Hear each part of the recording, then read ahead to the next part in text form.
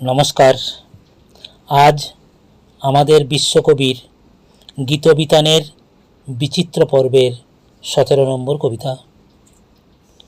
আমার অন্ধ প্রদীপ শূন্য পানে চেয়ে আছে, সে যে লজ্জা জানায় ব্যর্থ রাতের তারার কাছে।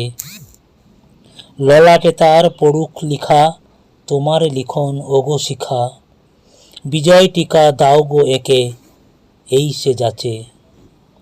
হায় কাহার পথে বাহির হলে বিরহিণী, তোমার আলো করিনে করো তুমি আমায় ঋণী। তোমার রাতে আমার রাতে এক আলোকের সূত্রে গাঁথে, এমন ভাগ্য হায় গো আমার হারায় পাছে।